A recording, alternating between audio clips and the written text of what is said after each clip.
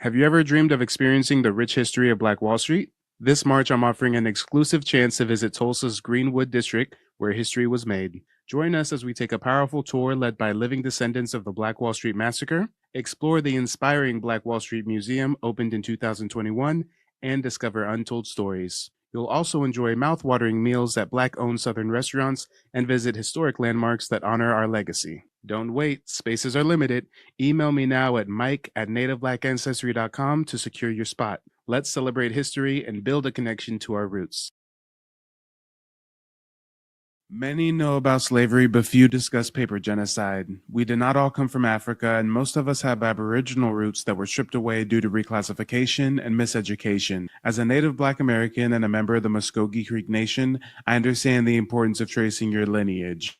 If you want to learn how to trace your genealogy and apply for tribal citizenship, go to nativeblack.ancestry.com to schedule a consultation. They don't want you to remember this. You not no slave, you indigenous. Fuck how they painted them Indians. You went to war with the French and the British, man. Quite frankly, you was kings, Merovingians. They took the women and men, made them prisoners, raised up the children to worship their images, set up a lab to the genes and they mixed them, and this shit get way deeper than your pigment. All right, ladies and gentlemen, boys and girls, thank you for joining me. This is a topic that's very near and dear to me, and I hope that this is of importance to you all. You see, today we're diving into something that could change the game for many Black Americans. How you can secure reparations in less than 3 months by following 3 simple steps. If you guys aren't familiar with me, I'm a native Black American and a member of the Muskogee Creek Nation, and as a genealogist, I help Black Americans trace their ancestral roots. What many of us don't realize is that there's already a reparations package available to us that have ties to indigenous tribes. Have you ever heard of the Treaty of 1866?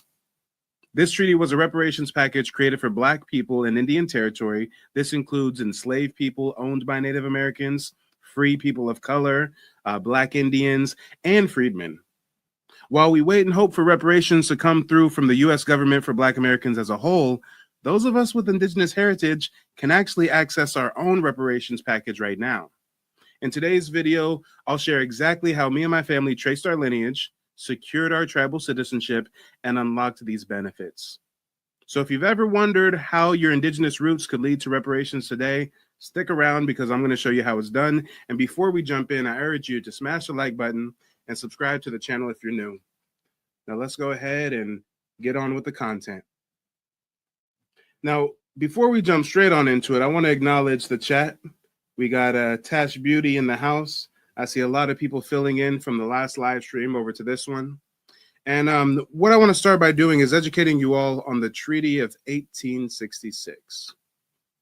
If you've never heard about this, this is a situation where post-Civil War, the United States went to Indian Territory, Indian sovereign lands, and they sought to free or emancipate the Black people that were within their territory.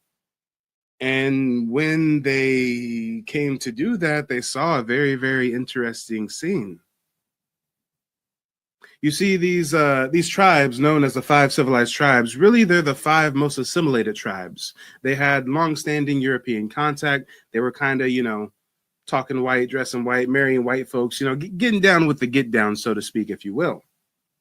And part of trying to assimilate into European dominant culture was the government forcing on them adopting the practice of slavery. They said, hey, if you Indians want to get down like us, then you know what you got to do? Well, how do I say this? You got to manage some plantations and have your Black tribal members as your slaves. And they were under a lot of pressure by the U.S. government. And some of them said, okay. Some of them were like, nah, we're going to go to war. We'd rather die. Those ones were known as the Seminoles. But we'll get into that in a little bit. Now, when it comes to emancipating these folks post-Civil War, some of you guys may ask yourselves, why did the United States government have to go to the Indian Territory in 1866 to free these Black folks if Abraham's Emancipation Proclamation was in 1863? Well, again, Indian land is sovereign territory. It's not U.S. territory, technically speaking. So black folks that were in Indian territory, the Emancipation Proclamation had zero to do with you. You didn't get your freedom until something called the Treaty of 1866. And what happened with this treaty is the government post-Civil War, 1866, goes to these tribes thinking they're going to free these black slaves, and they look around and say, wait a minute, y'all ain't treating these black folks like slaves.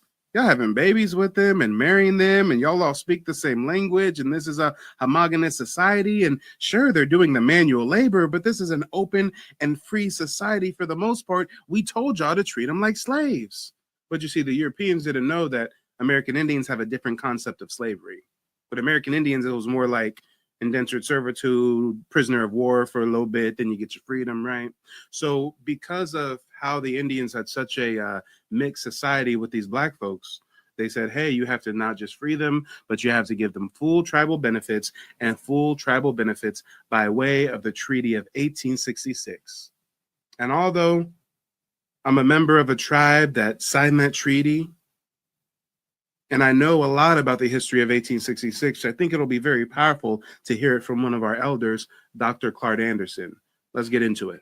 Address, if you would, the role that the U.S. government, see, this wasn't willy-nilly cowboys, running wild.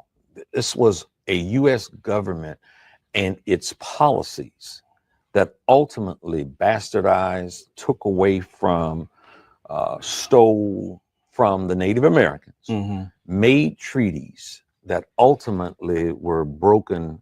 If you want to say willy-nilly, that's where willy-nilly came in. So if you would address that for a moment. Well, yes, and see, it started at one of the first treaties was the New York Treaty about 1516 that came in. That was one of the first treaties.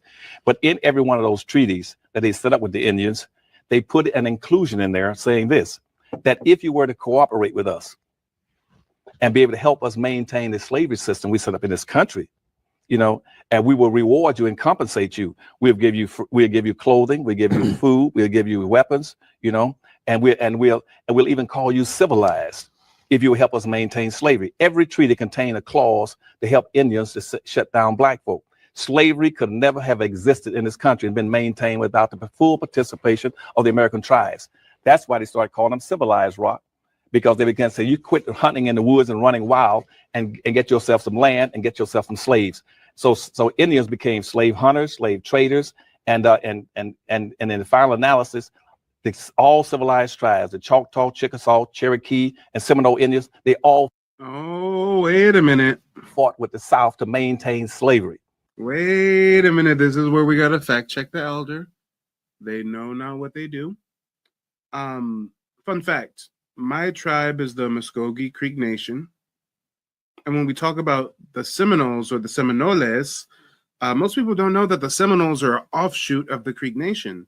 The Seminoles were those who chose to stay, resist, and fight the U.S. government, fight Andrew Jackson, protest Indian removal. They didn't want to go west of the Mississippi. They didn't want to go to Oklahoma. They didn't want to make black folks slaves and participate in these colonial practices. So they went to war with the United States government. It's called the Seminole Wars. Look it up. It lasted over 10 years. So when Dr. Clark Anderson says, hey, all of the five civilized tribes, even the Seminoles, participated in slavery, it's way more nuanced than that. How you gonna tell me the tribe whose name literally means runaway slave? Fun fact, Seminoles translates in Spanish to runaway slave. The tribe that's called runaway slave, that's known for adopting runaway slaves, that's known for banging against the beast, banging against Andrew Jackson, protesting slavery. Y'all gonna try to promote it like they had slaves of their own? I mean, Dr. Clark Anderson, he does great works, but when we're wrong, we're wrong. And we got to look at things with a bit more nuance.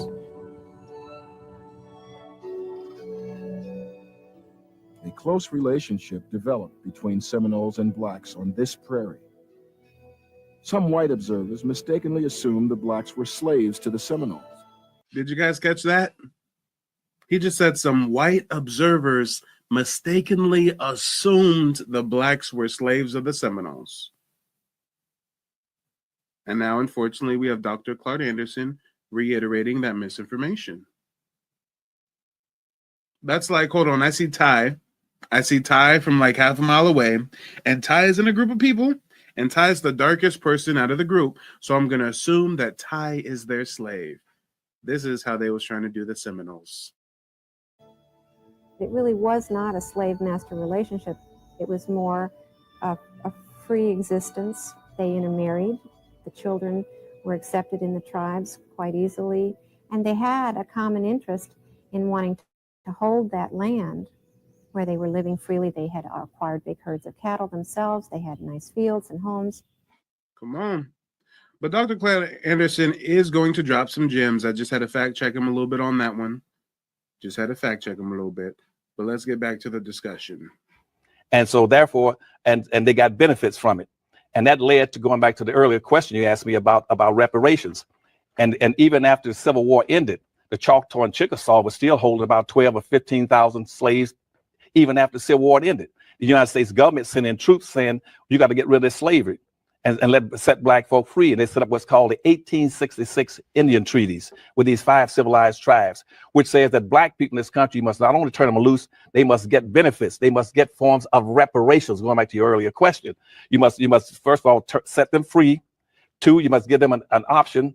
And this is for all black freedmen and all blacks who lived in the Indian Territory and all black Indians. You must set them. Did you hear what he just said? Did y'all catch that? It was subtle, but it's important. He said for all black slaves, all black Indians, all black freedmen. These are different classifications of people. There are some black Indians who have 0 African admixture and were never enslaved. There were some black Indians who were maybe half Indian, half African.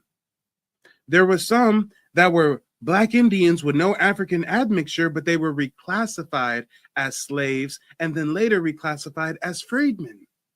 So you see how we got to understand the nuance of these classifications. When we even use the term freedman, we think that means slave or African slave. No, freedman is just a status. Freedman is just a brown paper bag test. When it came time to sign up for the Dawes Roll, what they did is a brown paper bag test where if you were too dark, they signed you up as a freedman.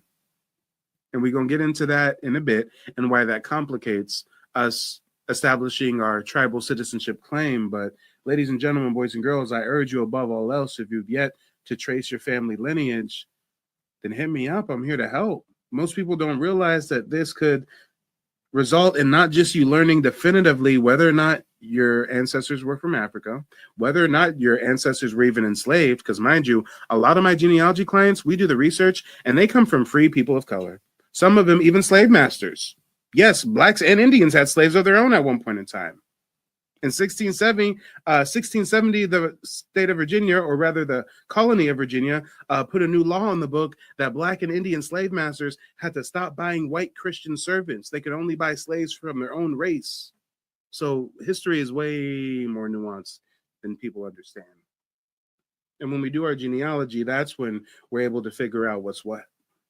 Glad that, you know what I'm saying, I even, you know what I mean, experienced this. I'm glad I experienced you from, you know what I mean, enlighten me from the internet to, you know what I mean, online, getting one-on-one in depth, giving me a lot of information that I can take back to my people as well. And hopefully we could both get everything meshing with everything with the lineage and everything with the genealogy. This is no scam. This is all real. This is a real homeboy that put it down. He mean what he say. He got receipts and he put it down. He stands on business. Straight up. One love. Free, allow them to have membership in the tribe. You must give them, let them have access to all the resources on the reservation. You must let them also be tax exempt. You must let them have free education.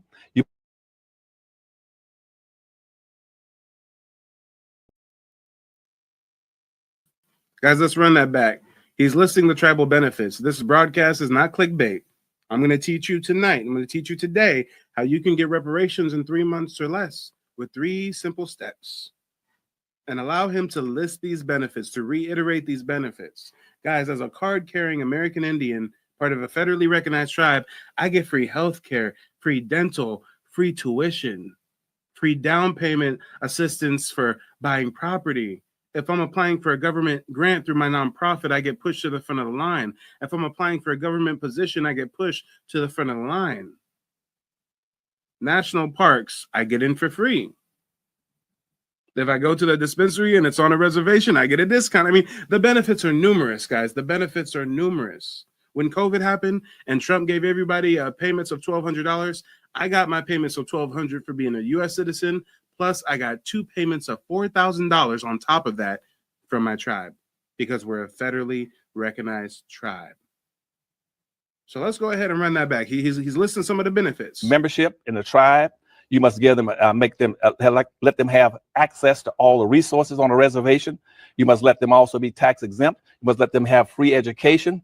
You must also let them be able to give them $150 in cash. You must give them 160 acres of land. And in present day times, the Black Indians under the 1866 treaty should be getting, they could also hold gambling casinos. Now, this country has never carried out the full mandates, but yet we're still honoring it for Indians. Right now, all the benefits that Indians are getting in this country are getting it from the 1866 Indian Treaty. Because the only thing stopping you from getting your piece of the pie is tracing your genealogy, establishing which one of your ancestors were a part of which tribe, and applying for citizenship. 3 simple steps. I'm going to teach you how to do it. After this video is over with Dr. Clark, I'm going to share my screen. We're going to go through Ancestry.com. I'm going to go through the paperwork. I'm going to show you how to trace it on the dolls roll, all for free $99. These are some of the things I show my clients during the 90-minute genealogy consultations I provide. But tonight, I guess I'm feeling generous because I'm trying to motivate you and help you understand that while it is great for us to advocate for reparations on behalf of all Black Americans as a whole who are descendants of slaves, most of us don't realize if you heard stories from grandma that you got Indian in the family, you may already have a reparations package waiting on you. They took up arms against the United States in the Civil War. They wiped out all previous treaties. Now, every year in the White House, we get about 560-some white Indian chiefs, which in history they call $5 Indians, because 90% of the people call themselves Indians nowadays are not really Indians. Those are whites passing as Indians. Because yes, there's so many $5 Indians. I've never been to my tribe's reservation, but if I visited, I'm sure I'd see nothing but $5 Indians for the most part. I mean, one time I did a virtual Zoom class. It was a language class for our language of Muskogee, right? And it was like 30 people on the Zoom call. Everybody had their cameras on, and like 90% of them looked like white folks. And there was a couple sisters on there, a couple Black Indians was there with your boy. But guys, you don't understand. To get your citizenship in order, to get your reparations claim intact, you don't got to go to the reservation. You don't got to go visit Indian territory. You don't have to go schmooze with these $5 Indians on the res. I've never been to the reservation. Don't really have to have any contact with these motherfuckers unless I want to. I decided to take a language class, so that was a weekly Zoom class. I did that. When I applied for citizenship, you do that application process through mail. You don't get interviewed by them. They don't like get a picture of you and discriminate based on your phenotype. No, I got no contact with these motherfuckers, but cut me my check. They paid $5 to the Dolls Commission to get their name on the Dolls roll so they can get all these advantages. But every year they get invited to the White House. And every year they got an approximate $3.5 billion every year, even that Obama's been in office. They got money into the Federal Indian Bureau. Now, see, if you were to talk about reparations, Black folks have been getting all this money all these years too. But they got shut out because the Indians in 1938, they sent a letter to the Department of Bureau of Indian Affairs saying, how do we shut Black folk down to make sure they never get any reparations? And that letter floated around in the federal government from about 1938 to about 1941. Let's get into it, y'all. Let's get into it. These $5 Indians adopted colonial practices based on blood quantum. They did a brown paper bag test where if you were too dark when it came time to sign up on the Dolls roll, they signed you up as a freedman. You know what? Let's go ahead and see what happens when you're on the Dolls roll as a freedman. But before we get to that, I'm going to take you from step 1 all the way to step 3 of how you go about tracing your lineage and getting tribal citizenship. This is part of what I teach my clients during the one-on-one genealogy consultations. So I hope you guys are taking notes, and I hope you find value in this information. Give me just a moment. Now, the first thing that you're going to want to do is trace your family tree, and I highly recommend using Ancestry.com for that. Don't get it twisted. Ancestry.com does sell those fraudulent DNA testing kits. I'm not talking about a mouse swab. I'm not talking about a DNA test. No, no, no, no. We're talking about paper trail genealogical research. Now, a lot of Black Americans think that they got to trace their lineage back to like the 1600s, 1700s. While we can do that, in order to establish tribal citizenship, we don't have to go back that far. I say early 1800s is a solid starting point. You can see that I've got my father's side traced to about the early 1800s, mother's side traced to the late 1700s. But if you trace your lineage back to the early 1800s, it's a pretty solid foundation. Now, the reason why I say that is because a lot of us have ancestors who were card-carrying American Indians in much recent years than we may realize. For example, if I was to highlight my most recent lineal ancestor that was a card-carrying American Indian, it would be this guy, Pleasant Tobler. And you see he was born in 1903. That's not really that far back at all. But you know what I want to do? I want to do something special. I want to kill two birds with one stone. I want to show you right now how you can not only follow a 3-step process to get reparations, but I want to also give you a history lesson on racial reclassification. So although Pleasant Tobler is the most recent lineal ancestor of mine, that's a card-carrying American Indian, for today's lesson, I think we want to focus on Thomas. We want to focus on Thomas Jefferson Adams Harcho. And you'll figure out why in just a moment. But either way, guys, this is what you want to do. After you trace your family tree to the early 1800s, this is where most people mess up, because they then go to the Dolls Roll and start typing in names in the Dolls Roll. Although you can search by first name and last name in the Dolls Roll, it's not really definitive. A lot of our ancestors had common names. A lot of our ancestors went by multiple names, multiple spellings. The only way to know for a fact if your ancestors are on the Dolls Roll is to search by the roll number. But how do you find the roll number? Well, to find the roll number, you're going to need to search through dozens and dozens and dozens of American Indian data collections. Freedmen rolls, tribes, chiefs, and treaties, land allotments. The list goes on and on and on and on and on. And what you're looking for is you're looking for documents that have a roll number, kind of like a document like this. You see, with the research that I teach my clients how to do, we're able to get deep. Right now, we're looking at a handwritten document from, what's this, August 8th, 1898? Hold on, no. The most recent date is going to be January 13th, 1900. Okay, so 1900s. And what do we see? Thomas J. Adams. Age 57, sex is male, blood quantum is full.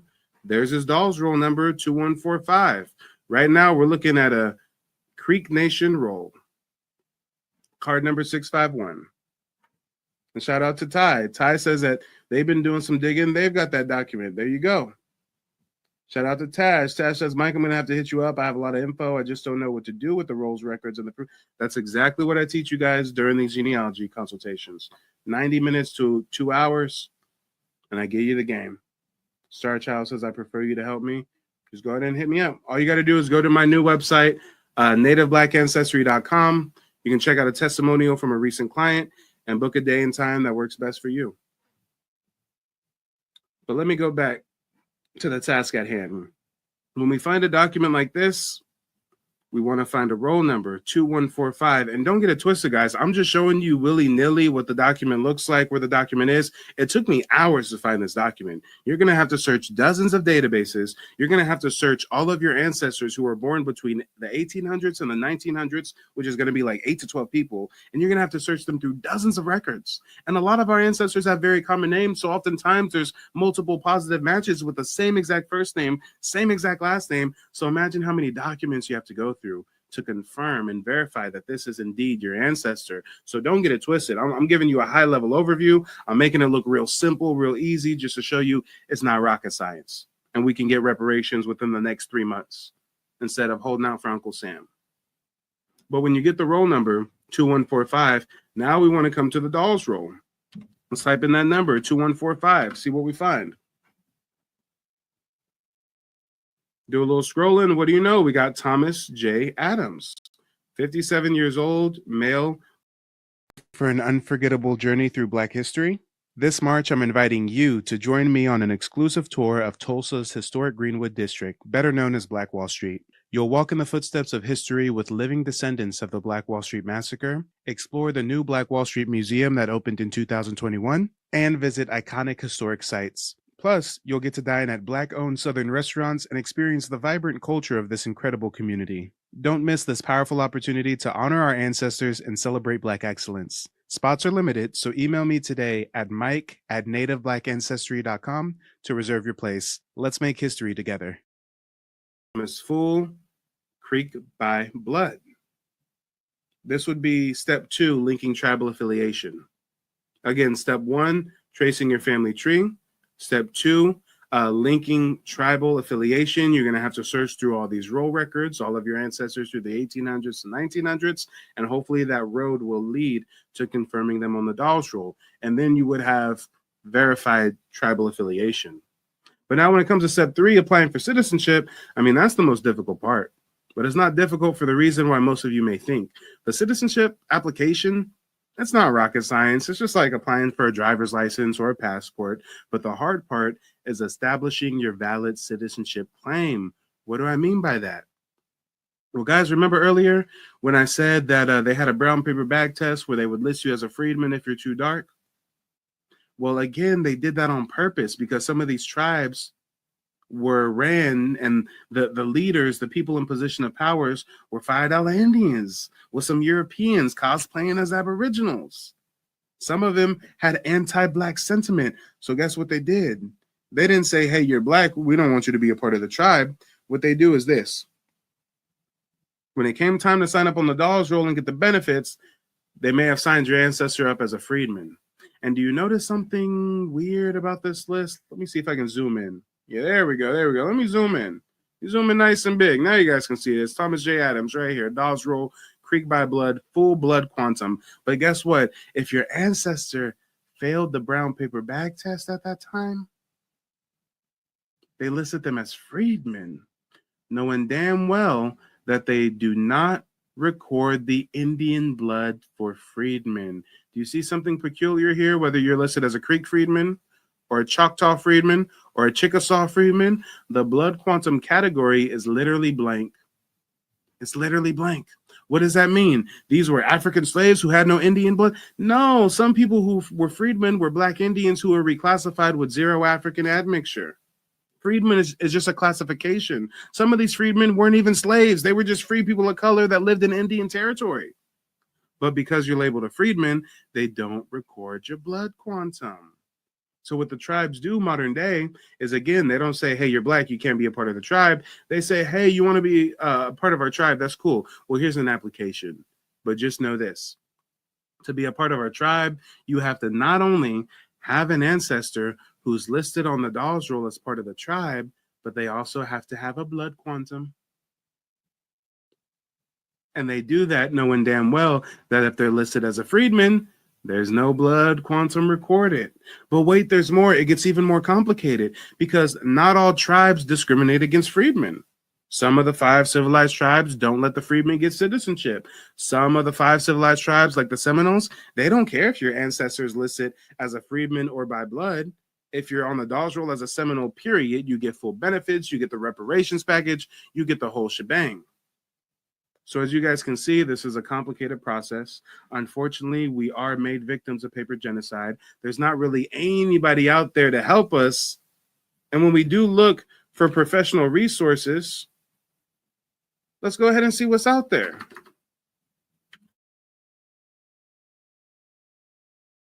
Has genealogists. Did you guys know that? Let's see what Ancestry.com's genealogy specialist can do for us. Let's see. Okay, if you want a professional from Ancestry.com to help you out, drum roll please, drum roll please, drum roll please. Prices may start as low as $3,500.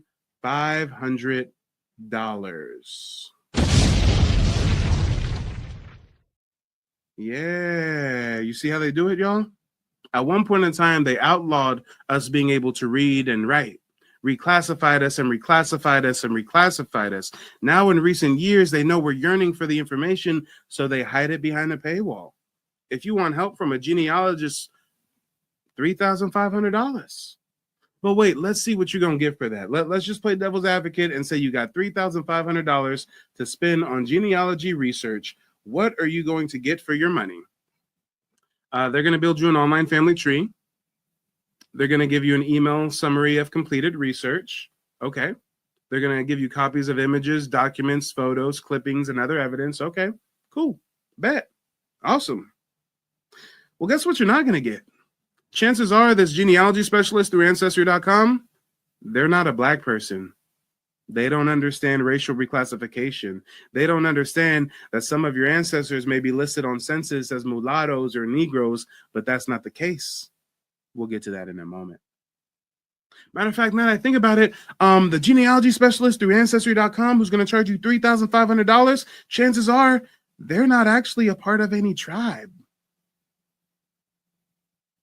And if you think about it, if you really think about it, they want $3,500 just to help you with a family tree. Remember, guys, this is a 3-step process. Family tree is just step 1. They want $3,500 just to help you with step 1. So now do you guys understand why I was motivated to start my website, nativeblack.ancestry.com?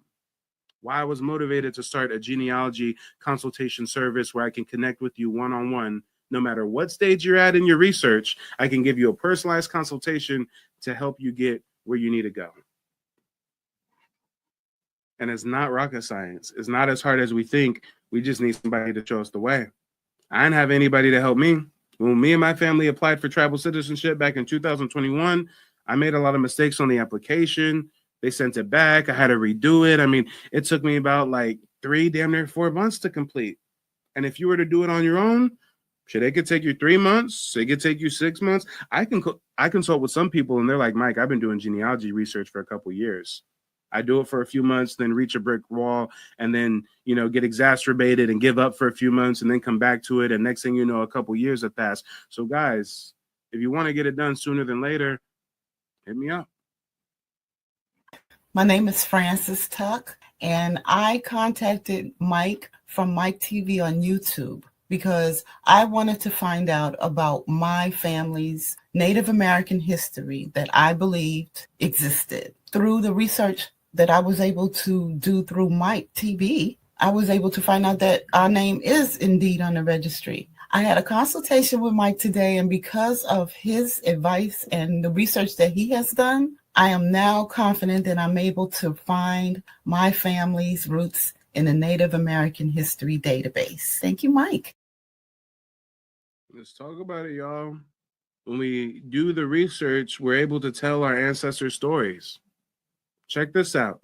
I didn't know this until I did the research. When we talk about Thomas Jefferson Adams Harcho, he was actually a rather famous individual. Thomas was a distinguished, full-blooded Creek citizen, successful attorney, and respected leader in early Oklahoma. Born into the Creek Nation, Thomas was recognized as a town king for his leadership within his community and for his significant contributions to the legal and political systems of Indian Territory. A skilled attorney, he eventually became the Chief Justice of the Creek Nation Supreme Court, where he made lasting contributions to the judicial landscape of the tribe. As a member of the Creek Nation, Thomas was deeply involved in the affairs of his people, serving as a key figure in both legal and community matters. His success in the legal field, coupled with his respected position in the tribe, established him as one of the most influential Creek citizens of his time. His legacy is further explored in the book Black, White, and Indian: Race and the Unmaking of an American Family. Interestingly, while Thomas was listed as a full-blooded Indian on the Dawes Rolls, the official census that documented the citizens of the 5 civilized tribes, later U.S. Census records categorized them as Negro. This shift in racial classification highlights the complex and often contradictory racial dynamics of the time, particularly the reclassification of Native individuals that had darker skin. It it underscores the broader history of racial categorization and the challenges faced by Native Black Americans in a system that frequently erased or marginalized their indigenous identities in favor of racial distinctions. Thomas's story is a poignant reminder of the resilience and adaptability of Native peoples in the face of racial reclassification, and his legacy continues to live on in his descendants, particularly through Michael Lane Jr.'s work in genealogical research and advocacy for Native Black American heritage. So guys, I say all that to say, when I help folks do their genealogy, we find that their ancestors were just as notable. Some of my clients, they got ancestors who were World War II veterans, heroes, Medal of Honor, people who had prominent roles in their communities, people who were instrumental to laying the foundation of America. And we can't know to tell these stories until we do the research. And before we wrap up this broadcast, I want to share with you how deep this racial reclassification goes. Again, we got Thomas J. Adams on the Dawes Roll as full-blooded Indian. Blood quantum is full, 100%. Mama's Indian, daddy's Indian, Creek by blood, as Creek Indian as you can get. But check this out. Check this out. If we check out his profile, I got a document saved. I've got a census record saved here. We've got a 1900 United States federal census record. Again, I've already shown and proved that Thomas Jefferson Adams Harjo is a full-blooded Indian on the Dawes Roll. Even though by looking at his picture alone, we clearly see this is a melanated man. Hair's kind of straight, the phenotype's definitely not African, but melanated man nonetheless. Black Indian, if you will, Native Black American, do you hear me? Let's talk about it.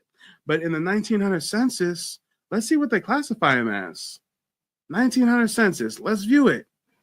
1900 census. Damn, it's kind of in some chicken scratch. Let me see if we can find it. Is this at least alphabetical order? Oh, we see him right here. He's at the top. Thomas Adams. Here we go. Here we go. Color or race B. B for black. Good Lord, good Lord, good Lord. I got an ancestor on the Dawes Roll as a full-blooded Indian. But on the 1900 United States federal census, they list him as black. Do you see what we're faced with? Do you see what we're dealing with? I hope you feel armed with information so the next time you're on Twitter or on TikTok or Clubhouse or a live stream somewhere and someone's trying to shit on you and claim that you're just an insecure African and you don't really have Indian roots, well, think back to this and how I showed and proved live in 4K. I shared my screen and went through my own genealogy, my own family tree to show you the reclassification of the Black Indian. Let's talk about it, y'all. Let's talk about it. Before we wrap up this broadcast, if there's anybody in the chat that has any questions for me, we'll do a quick Q&A and then we'll wrap up. Let me see what you guys have been talking about. Ty says, my folks are from North Carolina. Oh, yeah. Most of my clients, they're from the East Coast, Southeast, some from Cali, from all over. But when we do the research, we find our ancestors have been here since the first census was taken. Come on. Terry says, fam, I am on that site and was trying what you said for years. Thank you, Mike. Hey, thank you for your message. That's exactly why I do what I do. Tash Beauty says, I tap back into my genealogy once a year. It's a lot to take in and digest. I've also done my DNA, so I scan for Africans too on the app. Yeah. See, perfect example. This stuff can be so, it's not rocket science, but it can just be so painstaking, so cumbersome that I hear from clients all the time. Like, hey, Mike, I went through this other YouTuber and he scammed me. Or, hey, Mike, I've been trying to do it on my own and I'm paying $30 a month for Ancestry for a couple of years. And I still, I'm still reaching glass ceiling. So, yeah, 90-minute consultation. I'll set you right. Ty says he's super not African. Yeah, you refer to Thomas. Yeah. And I'm telling you, genealogy is an ongoing process. Although I mapped out my family tree years back, I didn't find this photo of him until maybe like 4 months ago. And when I found this photo, like, it was a lot to take in. It was a lot for me to take in because, it's black and white. So it's like, it's a little hazy. but you can tell he's a black man. Like you can tell he has melanin. You can tell he's copper colored or even darker. But then the hair is like a bit straight at the top, and so, you know, and then the mustache and the, you know, and then the nose. The phenotype is definitely not African, but census records gonna reclassify him as black, even though he's on the Dawes roll as full-blooded Indian. Not just that, but it turns out he's an Indian king, Chief Justice of the Creek Nation Supreme Court.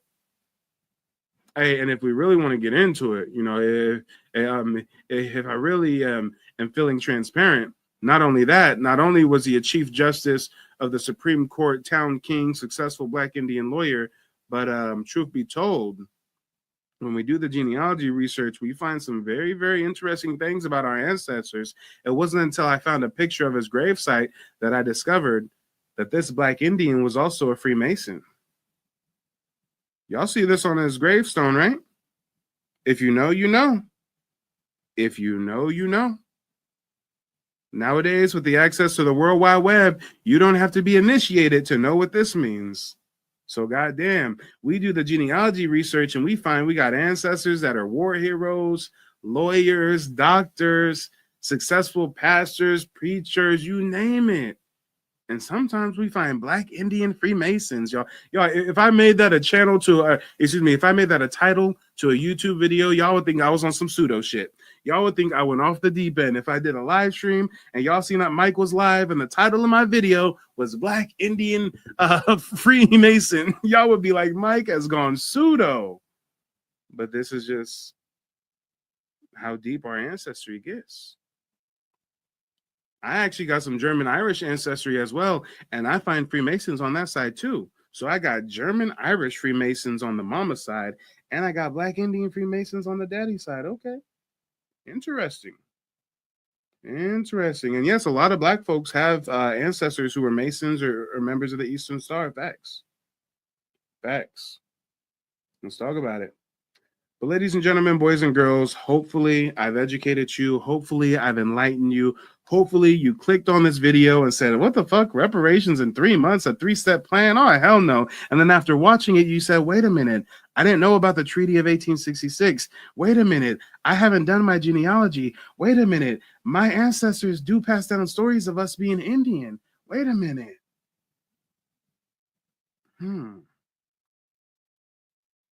What we learned through taking a look through history is that the truth is much, much stranger than fiction. I hope to be connecting with you guys one-on-one sometime soon, whether through a genealogy consultation or through a Native Black American history tour I'm putting together.